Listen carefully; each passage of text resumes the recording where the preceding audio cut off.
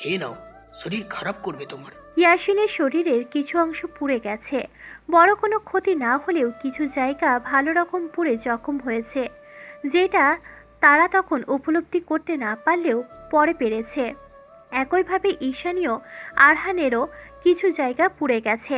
আরহানের এক পায়ের উপর একটা পোড়া কাঠ পড়েছিল, ফলে জায়গাটা কিছু ঝলসে গেছে। আয়রা ইয়াসিনের বুকে মাথা দিয়ে হু হু করে কেঁদে দেয়। তার একমাত্র ভাই ভিতরে অপারেশন থিয়েটারে। আগুনের পোড়া কারখানা থেকে তাদের রক্ষা করে বাহিরে নিয়ে আসার পর যখন ইয়াসিন তাদের গাড়ি অবধি নিয়ে যায়, তখনই আরহানের শরীর ছেড়ে দেয়। বাড়িতে না নিয়ে সোজা হাসপাতালে নিয়ে আসা হয় তাকে। সেখানে ডাক্তার এমআরআই করে জানায় লাম্বার স্প্যানে ইনজুরি হয়েছে এবং সিয়েটিক্স নার্ভ চেপে গেছে। দ্রুত অপারেশন না করলে আরহান স্থায়ীভাবে পক্ষাঘাতগ্রস্ত হয়ে যেতে পারে। তখন থেকেই চৌধুরী বাড়ির প্রত্যেকটি সদস্য নির্জীব জড়বস্তুর ন্যায় পড়ে আছে হাসপাতালের করিডরে। মিনারা বেগম ছেলে ছেলে করে একবার জ্ঞান হারিয়েছে, এখনও তার কান্নার দমক কমেনি। জাহিদ চৌধুরী বুকে হাত দিয়ে বসে পড়েছে আবার। ইয়াসিন শ্বশুরের এই অবস্থা থেকে একটি কেবিনে শিফট করাই তাকে। এসব কিছুর মধ্যে ঈশানীর প্রতিক্রিয়া একদম নীরব। সে এক মনে চেয়ে আছে সামনের লাল লাইটের দিকে, যেন সেটাই তার জীবনের আলো। তার মনে কি চলছে বলা মুশকিল। চোখ মুখ কেমন যেন নির্জীব, শরীর যেন ছেড়ে দিয়েছে তার। হঠাৎ করেই ঈশানী মুখ চেপে দাঁড়িয়ে যায়। কোথায় ওয়াশরুম সেটা না জানায় জানালার কাছে গিয়ে বমি করে দেয় হড়হড় করে। আয়রা অলিভিয়া এগিয়ে আসে, কিন্তু কেউ ধরার আগে মাথা ঘুরে পড়ে যায় ঈশানী। মিনারা বেগম এবার চিল্লিয়ে কেঁদে ওঠে, দৌড়ে আসে ঈশানীকে ধরতে। অলিভিয়া চলে গেছে ডক্টরকে ডাকতে। আয়রা ঈশানীর চোখে মুখে পানি ছিটাচ্ছে। মিনারা বেগম ঈশানীর শরীর ঝাঁকিয়ে ডেকে যাচ্ছে। দুজন ওয়ার্ড বয় এসে ঈশানীকে তুলে ওয়ার্ডে শিফট করে। ডাক্তার তার চিকিৎসা করতে থাকে। মিনারা বেগম আয়রা একে অপরকে জড়িয়ে ধরে কেঁদে যাচ্ছে। একে একে সবাই অসুস্থ হয়ে পড়েছে, যেন কোনো শকুনের নজর পড়েছে তাদের পরিবারে। অলিভিয়া এগিয়ে আসে, কান্নারত অবস্থা তাদের শান্ত করার চেষ্টা করে। কি করুণ লাগছিল তাদের কান্নার সুর ও আহাজারি। ডক্টর প্রথমে ভেবেছিল সারাদিনের ভয়াবহতা, উদ্বিগ্নতা ও চিন্তায় হয়তো অসুস্থ হয়ে পড়ে, কিন্তু পরে ঈশানীর শরীরের পরিবর্তন দেখে তিনি টেক্সট করে। বাহিরে বসে আছে ইয়াসিন, আয়রা ও মিনারা বেগম। নার্স এসে ঈশানীর স্বামীর খোঁজ করলে আয়রা জানায় অসুস্থ। তখন সে আয়রাকে ভিতরে ডেকে পাঠায়। কিছুক্ষণ পর আয়রা আসে, চোখে পানি নিয়ে মায়ের পাশে বসে, মাকে জড়িয়ে ধরে। মিনারা বেগমের মাতৃত্ব অন্তর ভয়ে কেঁপে ওঠে। তখনই আয়রা জানায়, মা, তুমি দাদু হবে, ঈশানী মা হতে চলেছে, ভাইয়া বাবা হবে, একটা পুচকু হবে। মিনারা বেগমও কেঁদে ফেললেন। কাছে সে, তবুও তার মধ্যে একটা আলো ফুটেছে। এদিকে ছেলেটার এই অবস্থা, তার মধ্যে এমন একটা সংবাদ। মিনারা বেগম চোখের পানি মুছে প্রশ্ন করে, ডাক্তার ডাকলো কেন তোকে? কি বলেছে? ইস্যুর বয়স কম, প্রেগনেন্সিতে ঝুঁকি আছে, তার উপর মেয়েটার শরীরের পুষ্টির অভাব, বাচ্চাটা রাখবে কিনা সেটা। মিনারা বেগম কেঁদে উঠলেন। আয়রাও বলতে পারলেন না, সেও দ্বিধায় আছে। এদিকে ঈশানীর শরীর, অন্যদিকে তার ভাইয়ের রক্ত। তার সিদ্ধান্ত নেওয়া একমাত্র অধিকার যাদের, তারা দুজনাই অচেতন। অলিভিয়া বুকের ভিতর অসহনীয় যন্ত্রণা অনুভব করলো। বেশিক্ষণ দাঁড়িয়ে থাকতে পারল না। খোলা আকাশের নিচে যাওয়া দরকার তার। ঈশানী কেবিনে শুয়ে আছে, তার দৃষ্টি শূন্য। এক হাত পেটের উপর, চোখে মুখে ক্লান্তির ছাপ, চিন্তা, অনিশ্চয়তা। মিনারা বেগম ও আয়রা এগিয়ে আসে, ঈশানীর পাশের চেয়ারে বসে। মিনারা বেগম ঈশানীর মাথায় হাত বুলিয়ে দিয়ে বলে, এখন কেমন লাগছে রে? ঈশানী তাকালো ছোট মায়ের দিকে, তারপর ধীর নির্জীব কণ্ঠে প্রশ্ন করে। ছোট মা, তোমার ছেলে? আর বলতে পারল না, কেঁদে ফেলল। আয়রা এগিয়ে এসে চোখের পানি মুছিয়ে দিয়ে বলে, কাঁদিস না, ভাইয়ের কিচ্ছু হবে না, দেখিস, তুই ভরসা রাখ। ঈশানী হাসে, তারপর আয়রার হাত ধরে বলে, তোমার ভাইকে ঠিক হতেই হবে আপু, এই বাচ্চার ভার আমি একা নিতে পারবো না। আমাদের জন্য হলেও তোমার ভাইকে ঠিক হতেই হবে, একদম আগের মতো আপু। ডুকরে কেঁদে ওঠে ঈশানী, কেঁদে দেয় আয়রাও। মিনারা বেগম মুখে আঁচল চেপে কেঁদে ওঠে, প্রাণপণে দোয়া করে যাচ্ছে ছেলের জীবনের। রবের কাছে ভিক্ষা চাচ্ছে তার একমাত্র নারী ছেঁড়া ধনকে।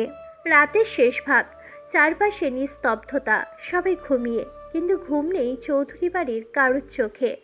জাহিদ চৌধুরী পায়চারি করছেন অনবরত, মিনারা বেগম গুনগুনিয়ে কেঁদে যাচ্ছেন। ঈশানী উঁচু পেটটা নিয়ে বসে আছে, শরীরে তার আমূল্য পরিবর্তন এসেছে। ইয়াসিন ওটি রুমের পাশে বিমূঢ় হয়ে দাঁড়িয়ে আছে।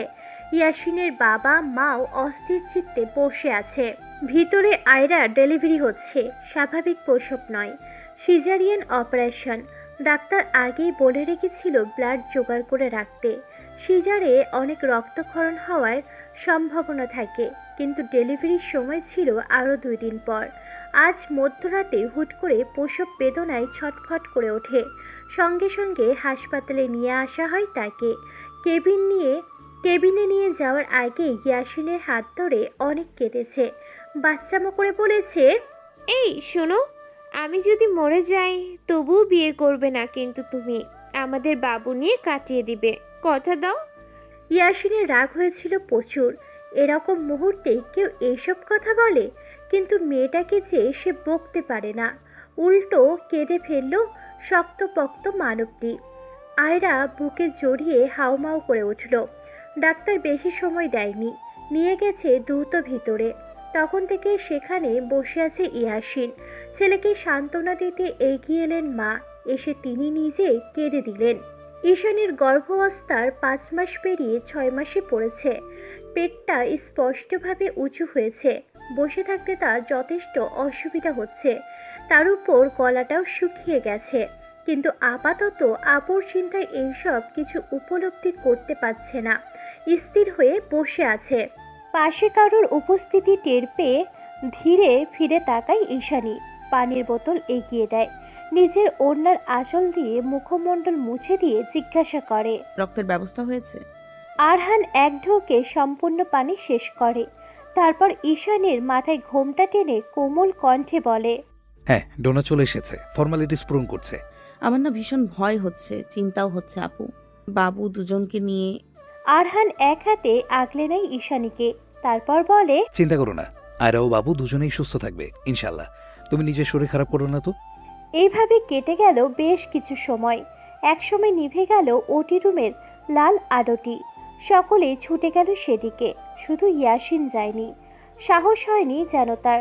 বাচ্চার কান্নার শব্দ তার কানে আসছে, মনটা অস্থির হয়ে আছে। ডক্টরকে সবাই ঘিরে ধরেছে। সবাইকে থামিয়ে ডক্টর প্রশ্ন করে, বাচ্চার বাবাকে? ইয়াসিনের মা তাকে ডেকে ওঠে। ইয়াসিন মৃদু পায়ে এগিয়ে আসে। বাচ্চাটিকে এক পলক দেখেই যেন হৃদয় শান্ত হয়ে এলো, চোখ ভিজে উঠল ভালোবাসায়। তবুও কোলে নিল না, উল্টে প্রশ্ন করল, হ্যাঁ আমার স্ত্রী, ও ঠিক আছে? আপনার স্ত্রী ও বাচ্চা দুজনেই সুস্থ আছেন।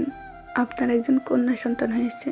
ইয়াসিন চোখ বন্ধ করে আলহামদুলিল্লাহ বলল, তারপর হাত বাড়িয়ে দেয়। ডক্টর বাচ্চাটাকে দিয়ে চলে যায়। লাজুক ছোট্ট প্রাণটিকে কোলে তুলতে ইয়াসিনের হাত কেঁপে ওঠে। কাপা কাপা হাতে কোলে তুলে নেয়, বিড়বিড় করে বলে, আমার মা, আমার রক্ত, আমার রাজকন্যা। তারপর হিড়িক পড়ে যায়, কে আগে বাচ্চাটিকে নেবে। ঈশানী তো কেঁদে দেয়, ঠোঁট উল্টে বলে, আমাকে দাও না, আমি একটু নেই। সবাই হেসে দেয়। চৌধুরী বাড়ি যেন আবার সেজে উঠল আনন্দে। ঝলমল করছিল বাড়ির প্রত্যেকটি মানুষের চেহারা।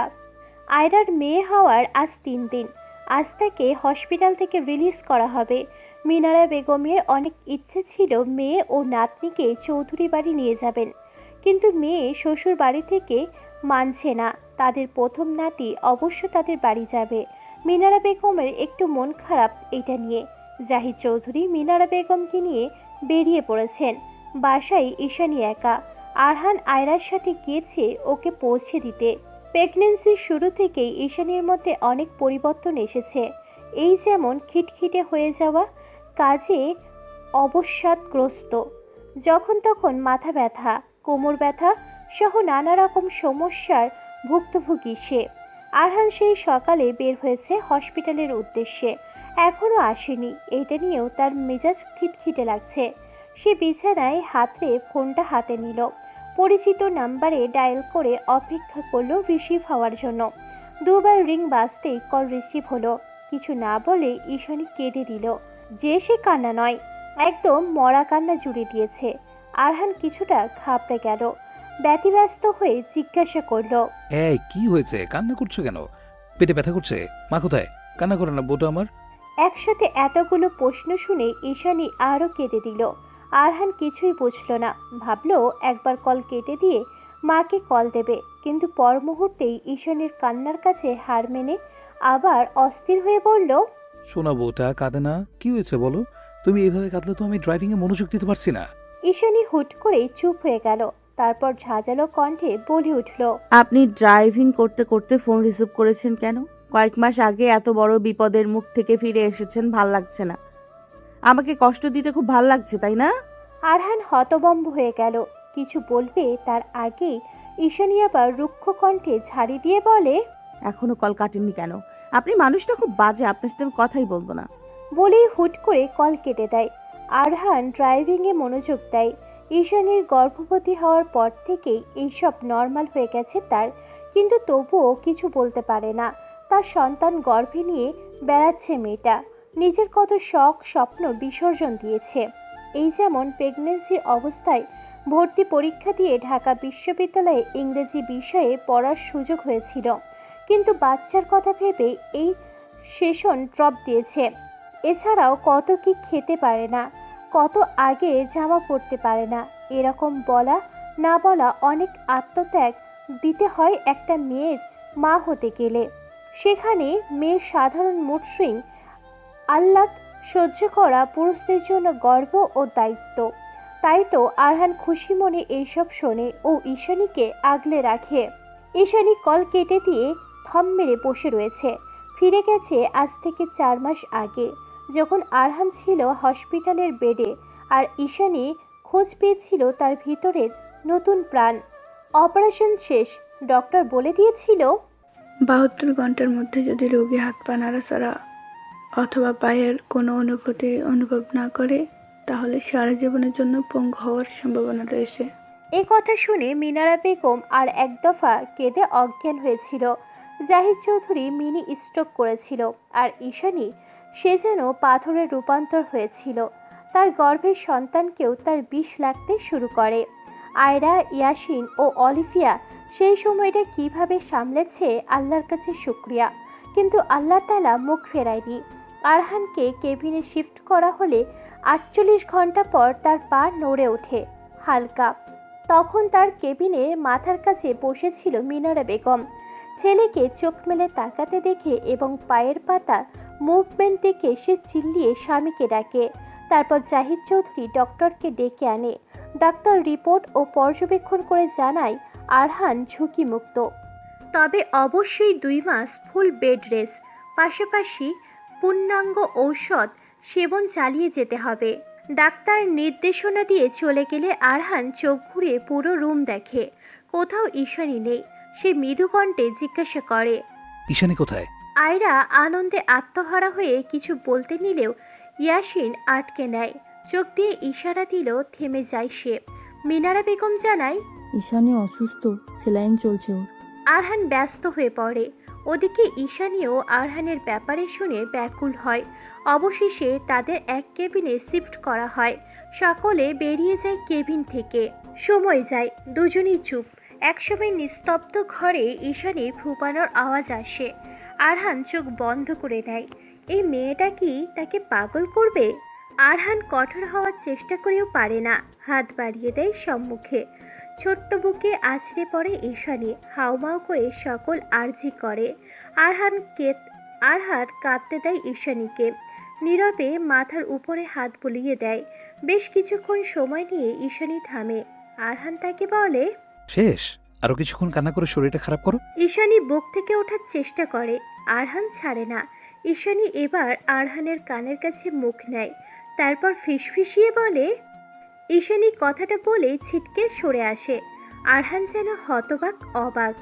এখনও ভাবছে যা শুনছে সব সত্যি কিনা। অবাক হয়ে থেমে থেমে প্রশ্ন করে। কি বললে? আবার বলো। ঈশানী হাসে, কি স্নিগ্ধ সুন্দর লাগে সেই হাসি। ঠোঁটে হাসি নিয়ে লাজুক হয়ে পেটে হাত দিয়ে বলে, এখানে একটা ছোট্ট প্রাণ আছে। আরহান উঠে পড়ার চেষ্টা করে। ব্যথায় চোখ মুখ কুঁচকে যায়। সে ভুলেই গিয়েছিল সে অসুস্থ। ঈশানী ধরফরিয়ে ধরে, শাসনের সুরে বলে, কি করছেন কি? আপনি এখনো অসুস্থ, উঠছেন কেন? আরহান ঈশানীর কোমর জড়িয়ে ধরে, পেটে মুখ গুজে দুটো চুমু খায়। ঈশানী বুঝতে পারে তার কামিজের অংশ ভিজে যাচ্ছে। লোকটা কি কাঁদছে ভেবেই কেঁপে ওঠে ঈশানী। অনেকটা সময় এভাবেই যায়। ঈশানী নড়াচড়া অবধিও করে না। শুনতে পায় আরহানের হৃদয় নিঃসৃত বাক্য। জানো, আমার নিজেকে আজ প্রথমবার অসহায় মনে হচ্ছে। খুব মন চাচ্ছে তোমায় কোলে নিয়ে পুরো দুনিয়া ঘুরতে, কিন্তু আমি যে এখন নিজের পায়ে দাঁড়াতেই অক্ষম। আমি কি ওকে বাবা হওয়ার অনুভূতি থেকে বঞ্চিত করছি বউ? আমি কি খুব খারাপ বাবা হয়ে গেলাম? ঈশানীর চোখে পানি চলে আসে। সে দ্রুত আরহানের শুকনো ঠোঁটে চুমু খেলো। তারপর তার বুকে আদো শোয়া হয়ে বলল, আপনি পৃথিবীর শ্রেষ্ঠ বাবা হবেন, দেখবেন বাবু আপনাকে দেখে বলবে আমার বাবা পৃথিবীর সেরা। আপনি সুস্থ হবেন, নিজ পায়ে দাঁড়াবেন। আগের মতো সুস্থ সবল হলে এখনকারটা পুষিয়ে নিন। প্রতিদিন বাহির থেকে এসেই আমাদের কোলে নিতে হবে, কোনো ছাড়াছাড়ি নেই। আরহান জড়িয়ে নেয় ঈশানীকে। মেয়েটার মুখে চুমুতে চুমুতে ভরিয়ে দেয়, পেটে চুমু দেয়। তৃপ্তি সহকারে দেখে মেয়েটাকে। রুমে কারোর উপস্থিতি টের পেয়ে ঈশানী অতীত থেকে ফিরে আসে। আরহানকে দেখে সে এখন সাহস পায়। তার একমাত্র বেঁচে থাকার অবলম্বন। আরহানের গায়ে সাদা টি শার্ট ও প্যান্ট। বাহির থেকে এসে সবার আগে সে হাত মুখ ধুয়ে নেয়। ঈশানী ও বাচ্চাকে নিয়ে সে খুব সেন্সিটিভ। এক রত্তিও রিস্ক নিতে রাজি না। ওদিকে ঈশানী মুখ ফুলিয়ে রেখেছে, উঠে চলে গেছে ব্যালকানিতে। মুখ ভার করে প্রকৃতি দেখে যাচ্ছে। আরহান রুমে এসে দেখে ঈশানী নেই। পা বাড়ায় ব্যালকানিতে। ম্যাডাম ওখানেই দাঁড়িয়ে আছে। আরহান গিয়ে পিছন থেকে জড়িয়ে ধরে ঈশানীকে। সে কোনো সাড়া শব্দ করে না। আরহান জড়িয়ে ধরে ঈশানীর ঘাড়ে চুমু খায়। ছটফটিয়ে ওঠে ঈশানী। এক বাচ্চার মা হতে যাচ্ছে, তবু আরহানের স্পর্শে কাবু হয় ঈশানী। নিজেকে সামলাতে পারে না। সমস্ত ভার ছেড়ে দেয় আরহানের উপর। সেও আগলে নেয়, কোলে তুলে নেয় তার প্রিয়তমাকে। রুমে নিয়ে এসে বসিয়ে দেয় বিছানায়। তারপর বলে, চুলের কি অবস্থা করেছো? সারাদিন আচরণই নাকি? ঈশানী এতক্ষণে কাবু হয়ে গেছে। মুখের রাগ মিলিয়ে গিয়ে সেখানে জায়গা পেয়েছে লাজুকতা। চোয়াল নামিয়ে বলে, আমার আজ রাতে কষ্ট হয়তো। আরহান এগিয়ে গিয়ে তেল চিরুনি নিয়ে এলো। যত্ন করে ঈশানীর মাথায় তেল দিয়ে আঁচড়াতে লাগলো। এক সময় কল বেজে উঠল। স্ক্রিনে নাম দেখলো অলিভিয়া। ঈশানী খুব খুশি হয়। আগ্রহ নিয়ে কল রিসিভ করে শুধায়, তো আপু কেমন আছো তুমি? স্ক্রিনে অলিভিয়ার হাস্যোজ্জ্বল মুখশ্রী ভেসে উঠেছে। গায়ে জড়ানো শীতের পোশাক। সে এখন লন্ডনে বাস করছে। অলিভিয়া ঈশানীর পিছনে আরহানকে দেখে খোঁচা দিয়ে বলে, আমার হ্যান্ডসাম বন্ধুটাকে তুমি একদম পাক্কা বোপাগল বানিয়ে দিয়েছো। বইয়ের যত্নে বিলীন হচ্ছে বেচারা। ঈশানী লজ্জা পেলেও আরহান পেল না, বরং এটা যেন তার জন্য গর্বের বিষয়। অলিভিয়ার সাথে কুশলাদি বিনিময় করে আরহান তারপর ছো মেরে ফোনটা কেড়ে নেয় ঈশানী। তারপর শুরু হয় ঈশানী আর অলিভিয়ার কথার যুদ্ধ। গর্ভবতী হওয়ার পর ঈশানীর মধ্যে যে পরিবর্তন সবচেয়ে বেশি লক্ষণীয়, সেটা হলো মেয়েটার মুখে কথার ফুল ফুটেছে। যাকে পাবে তাকে ধরে যে গল্প শুরু করবে তা শেষ হবার নয়। অলিভিয়াও সাথে তাল দেয়। তার মতে এইসব গার্লস থিং আরহান নাকি বুঝবে না। ঈশানীর গর্ভাবস্থার 8 মাস চলছে। আলট্রাসোনোগ্রাফিতে বলেছে তাদের একটা ছেলে হবে। আর ছেলেটা এত দুষ্টু, কিছুক্ষণ পর পর শুধু লাথি দিবে, আর না হয় পেটের মধ্যে ফুটবল খেলা শুরু করবে। যখন এরকমভাবে নড়ে চড়ে ওঠে ঈশানীর জান যাই অবস্থা হয়। সামনে যা থাকে খামচে ধরে। ছেলেটা পেটের মধ্যে যা যুদ্ধ করে, বেরোলে না জানি কি করবে। আরহান এখনো ফেরেনি। ঈশানী ছোট মার ঘর থেকে মাত্রই নিজের ঘরে এলো। ফোনটা বেজে উঠল। স্ক্রিনে দেখা যাচ্ছে মিথিলার নাম। ঈশানী হাস্যোজ্জ্বল হয়ে রিসিভ করে বলল, ওপাশ থেকে মিথিলার মুখ ঝামটা যেন ফোনেও অনুভব করলো ঈশানী। তারপর মিথিলা বলে, আগে আগে বিয়ে করে বাচ্চার মা হয়ে যাচ্ছিস তুই, আর আমাকে বলছিস আমি ভুলে গেছি? স্বার্থপর মহিলা। জোচ্চোর মহিলা, তুই বিয়ে করেছিস আমাকে বলেছিস? তোর বর নিতে গেল আর তুই ধেই ধেই করে চলে এসেছিস। মাঝখান থেকে আমার দাওয়াটা মিস করলাম। মিথিলা বোধ হয় এবার দমল, চুপ করে চলে গেল কল্পনায়। যখন বাবা বিয়ের জন্য জোর করছিল, এক প্রকার ঘরে আটকে রেখে বিয়ে দিয়ে দেবে এমন অবস্থা। মিথিলা কোনো উপায় না পেয়ে ঘরে কেঁদে কেঁদে নিজের অশ্রু বিসর্জন দিয়েছিল। তখনই নিচ থেকে আওয়াজ আসে চিল্লাচিল্লির। মিথিলা ভালোভাবে খেয়াল করলে বুঝতে পারে কণ্ঠটা তার ভীষণ পরিচিত, তার একমাত্র ভালোবাসা মানুষের। মিথিলা দৌড়ে চলে যায় নিচে, দেখতে পায় অভ্র চিল্লিয়ে যাচ্ছে। দুজন সিকিউরিটি তাকে আটকানোর যথাসাধ্য চেষ্টা করে যাচ্ছে। মিথিলার সামনে এগোতে গিয়ে আর আগায় না তার বাবাকে দেখে। ভদ্রলোক সোফায় পা তুলে বসে দেখছে অভ্রকে। তারপর এক পলক মিথিলাকে দেখে শান্ত কণ্ঠে বলে, ওকে চলে যেতে বলো। মিথিলা কিছু বলার আগেই অভ্র বলে ওঠে, মেথো, তুমি কি যাবে আমার সাথে? যদি যাও এক্ষুনি যেতে পারো, তবে মনে রেখো আমি তোমায় ত্যায্য করব। আর যদি না যাও তবে চুপচাপ আমার পছন্দের ছেলেকে বিয়ে করবে। মিথিলা অবাক নয়নে তাকায় বাবার দিকে। মিথিলার মা কান্না করে স্বামীকে ধমকাচ্ছেন, কিন্তু ভদ্রলোকের কঠোরতার সামনে টিকতে পারলেন না। মিথিলা সংশয়ে দাঁড়িয়ে রইল কিছুক্ষণ। একদিকে তার বাবার পরিবার, অন্যদিকে ভালোবাসার মানুষ। কিন্তু সেদিন পরিবার হারানোর কথা একবার মাথায় আসলেও নিজের ভালোবাসাকে হারানোর ভয় একবারও মাথায় আসেনি। এক কাপড়ে বেরিয়ে যায় অভ্রর সাথে। পিছনে ফেলে যায় মায়ের চিৎকার, হাহাকার, ছোট ভাইয়ের কান্না আর নীরব বাবাকে। পরে অবশ্য ভদ্রলোক হার্ট অ্যাটাক করেছেন, কিন্তু তবুও মিথিলার মুখ দেখেননি। এর মধ্যে মিথিলার বিয়ে হয়ে যায়। এখন সে দিব্যি সংসার করে যাচ্ছে। বোকা শোকা সহজ সরল তার প্রেমিক পুরুষের, যে এই মুহূর্তে তার স্বামী।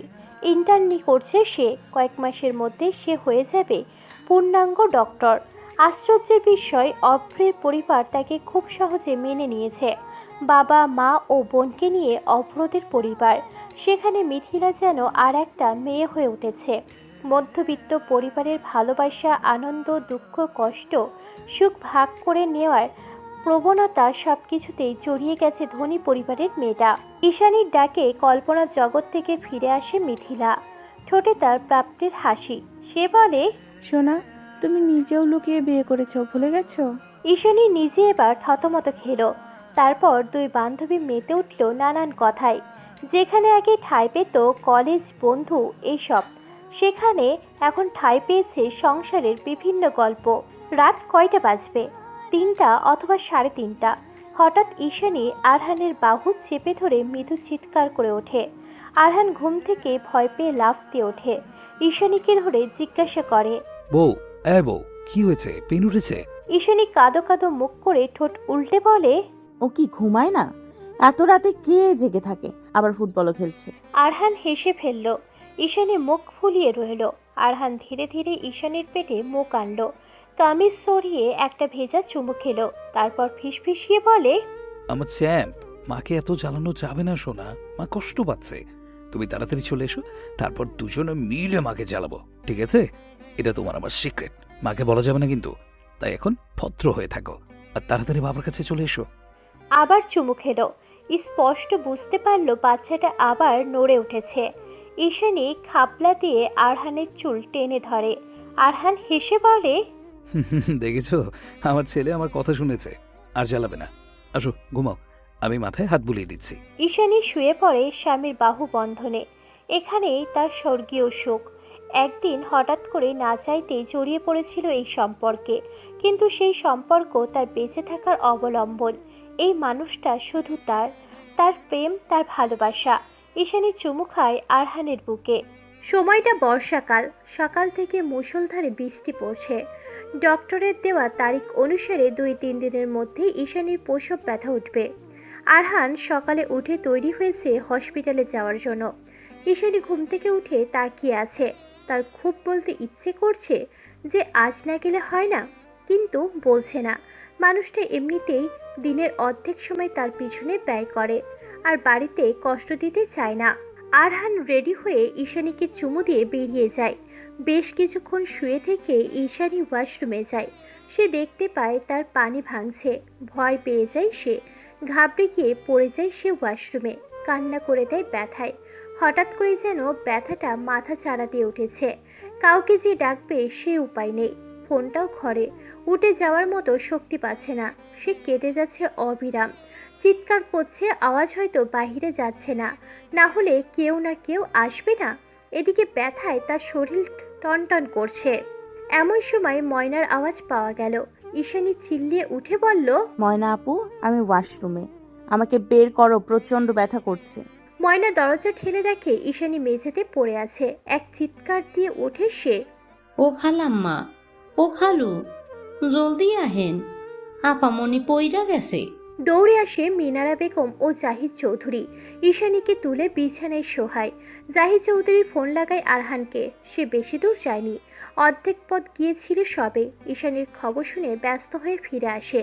এইদিকে ঈশানী ব্যথায় পুরো বাড়ি মাথায় নিয়েছে। তার চিৎকারে মিনারা বেগমেরও কান্না করে দিয়েছে, বারবার সান্ত্বনা দিচ্ছে।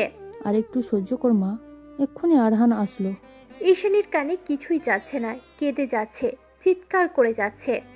আরহান হন্তদন্ত হয়ে ঢোকে রুমে। ঈশানীকে পাজা কোলে করে নিয়ে যায় গাড়িতে। বাহিরে বৃষ্টির প্রভাব কমেনি, তার মধ্যে ঈশানীকে নিয়ে বেরিয়ে যায় চৌধুরী বাড়ির সকলে, বাদ যায়নি ময়নাও। ঈশানীকে ভিতরে নিয়ে যাওয়া হয়েছে। বাহিরে উৎকণ্ঠায় দাঁড়িয়ে সবাই। 6 মাসের বাবু কোলে নিয়ে আয়রাও এসেছে। সবার চোখে এক গভীর চিন্তার ছায়া। আরহান যে মানুষটা কখনো আবেগে ভাসেনি, আজ সে দাঁড়িয়েছে ব্যাকুল চিত্তে। চোখ দুটো যেন নির্বাক, মুখ শূন্য। হঠাৎ করে বেরিয়ে এলো এক নার্স। হাতে তার ফুটফুটে এক নবজাতক। মুখে থেমে থেমে কান্নার কণ্ঠস্বর। নার্সটি প্রশ্ন করল, বাচ্চার বাবা কে? আরহান ধীর পায়ে এগিয়ে এসে কাপা হাতে তুলে নিল শিশুটিকে। বুকে জড়িয়ে বিড়বিড় করে বলে, আমার আব্বা, আমার সন্তান। তার চোখ জলে ভরে ওঠে। গভীর মমতায় দেখছে সেই দুধে ফেনা মুখ। তারপর প্রশ্ন করে ডক্টরকে, আমার স্ত্রী, সে কেমন আছে? ডক্টর একটুখানি হেসে বললেন, she is out of danger now. আরহানের মুখে এক টুকরো স্বস্তির আলো। চারপাশে হইচই পড়ে যায় শিশুটিকে ঘিরে। সবাই তাকে আদরে ঘিরে ধরে। এত মানুষ থেকে শিশুটির থেমে যায় কান্না। তার গোল গোল চোখে যেন বিস্ময়ের আলো। সে চুপটি করে তাকিয়ে থাকে, জন্মের পর প্রথম দেখা এই পৃথিবীর দিকে। ঈশানী সকাল থেকে রান্নাঘরে ব্যস্ত। হরেক রকম পদ রাঁধছে সে। মিষ্টি, বিরিয়ানি, কাবাব, পায়েস। হাত যেন খুন্তির সাথে তাল মিলিয়ে নাচছে। ঘামের চিকচিকে বিন্দু কপাল বেয়ে গড়িয়ে পড়ছে। এমন সময় হঠাৎ টের পায় কেউ তার ওড়না টেনে ধরেছে। চুলার আঁচ কমিয়ে কপালের ঘাম মুছে পিছনে তাকিয়ে দেখে ইরা গাল ফুলিয়ে দাঁড়িয়ে। ঈশানী হাঁটু কেড়ে বসে ইরাকে কোলে তুলে জিজ্ঞাসা করে, কি হয়েছে মামুনি? ঈশানী মেয়ের গালে দুটো চুমু দেয়। তার ছোট্ট হাত ধরে বাইরে এসে দেখে ডাইনিং রুমে আয়রা বসে আছে। ঈশানীকে দেখেই হেসে বলে, ইস্যু, খবরদার, জন্মদিনের দিন বাবুকে বকিস না। তারপর ইরাকে আদরে ডেকে বলে, ইরা, তুমি এসো আমার কাছে, ইথার পরে তোমার সাথে খেলবে। কিন্তু ইরা মুখ ফুলিয়ে আবার মায়ের কাছে গিয়ে লেপ্টে থাকে। ঈশানী আয়রার কথা না শুনেই ছুটে যায় ইথারের খোঁজে। নিজেদের রুমে গিয়ে দেখে পুরো ঘর এলোমেলো। ড্রেসিং টেবিল, পাউডার, তেল আর লোশন দিয়ে গোসল করানো হয়েছে। ইথার ছোট্ট দুটো হাতে ব্যস্ত নিজের মতো করে সাজাতে। ঈশানী তেড়ে যায় আর ইথার মায়ের ভয় পেয়ে এক দৌড়ে পালায়। পিছনে ধাওয়া করে ঈশানী। একসময় সামনেই আরহানকে দেখে ইথার সোজা তার বাবার কোলে লাফ দেয়। ঈশানী দৌড়ে থাকে হাঁপাতে হাঁপাতে। আরহান ছেলেকে কোলে নিয়ে আদর চুমু দেয়। তারপর পকেট থেকে দুটো চকলেট বের করে হাতে ধরিয়ে বলে, ইরার সাথে ভাগ করে খেতে হবে কিন্তু। চকলেট হাতে পেয়ে ছেলেটা আবার ছুটে যায় খুশিতে। আর ঈশানী রেগে ফুঁসছে। এই, আপনাদের আদরের ছেলেটা বাদর হয়ে গেছে, দেখেছেন ঘরের অবস্থা। আবার ইরাকেও কাঁদিয়েছে। এই ছেলের একদিন তো আমার একদিন। নিচে যেতে নিলে আরহান তাকে থামিয়ে দেয়। একদমে কোলে তুলে রুমে নিয়ে যায়। ঈশানী কোলে দাপাচ্ছে। বিছানায় বসিয়ে দেওয়া হয় ঈশানীকে। আশেপাশে ছেলেটির তাণ্ডবের চিহ্ন ছড়ানো। ঈশানী একের পর এক অভিযোগ করছে ছেলে আর ছেলের বাবার বিরুদ্ধে। হঠাৎ আরহান তার ঠোঁটে চুমু খায়, গভীর নীরব চুম্বন। ফিসফিসিয়ে বলে, একটা ভাই বা বোন পেলে ইথারার দুষ্টামি হয়তো একটু কমবে। আসো, ট্রাই করে দেখি। ঈশানী রাগে কিল মারে তার বুকে। উঠে যেতে গিয়েও আবার ফিরে আসে।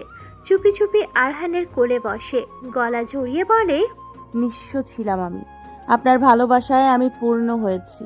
স্বামী, সন্তান, শ্বশুর, শাশুড়ি, ননদ সব মিলিয়ে আমার নারীত্ব আজ পরিপূর্ণ। আপনার ভালোবাসা আমার জীবনের আশীর্বাদ, আমার পূর্ণতা। আরহান তার নাকে নাক ঘষে, চোখে চোখ রেখে মাদক কণ্ঠে বলে, আমার জীবনের প্রেম তুমি, ভালোবাসা তুমি, তোমাকে ঘিরেই আমার সবটা। ভালোবাসি আমার বউটা। দুজন নরনারী সিক্ত হয় ভালোবাসায়, হারিয়ে যায় সেই সুন্দর অতীতে যেখান থেকে শুরু হয়েছিল এই গল্প।